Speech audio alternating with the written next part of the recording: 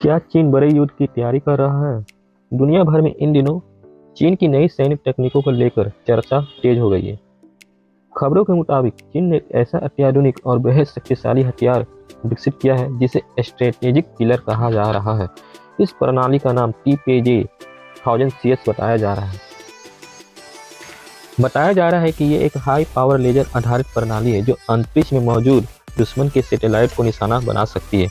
आज के दौर में युद्ध केवल जमीन, हवा या समुद्र तक सीमित नहीं रह गया, बल्कि अंतरिक्ष भी एक बड़ा युद्ध क्षेत्र बन चुका है।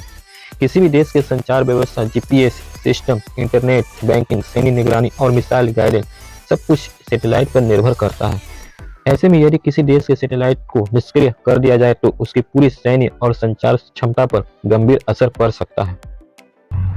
संभावित क्षमता की बात किया जाए, एक रिपोर्ट्स के अनुसार TPJ 1000 CS के लेजर किरणों की शक्ति लगभग 20 गीगावाट तक बताई जा रही है। ये लेजर बीम कुछ समय तक लगातार सक्रिय रह सकती है और लक्ष्य पर अत्यधिक ऊर्जा केंद्रित कर सकती है। इतनी शक्तिशाली किरण सैटेलाइट के इलेक्ट्रॉनिक सिस्टम को नुकसान पहुंचा सकती है या उसे पूरी तरह निष्क्रिय कर सकती है। सिर्फ इतना ही नहीं, कहा जा रहा है कि भविष्य में इस तकनीक को लेकर और उन्नत बनाकर फाइटर जेट, ड्रोन और मिसाइल जैसे हवाई लक्ष्य को भी निशाना बनाया जा सकता है। यदि ऐसा होता है तो ये पारंपरिक रक्षा प्रणालियों के लिए एक बड़ी चुनौती साबित हो सकता है। बताया जा रहा है कि इस प्रणाली का वजन लगभग 5 टन हो सकता है और इसकी लंबाई करीब 4 मीटर बताई जा रही है। इसे विकसित करने में उन्नत न्यूक्लियर्स और लेजर तकनीक का इस्तेमाल किया गया है। हालांकि इन दावों को स्वतंत्र रूप से पुष्टि नहीं हुई है और कई जानकार इसे अभी विकास या परीक्षण चरण की तकनीक मानते हैं।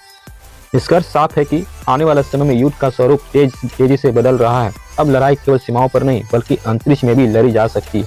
ऐसे में बड़ी शक्ति अपने स्पेस और साइबर डिफेंस को मजबूत करने में जुटी है।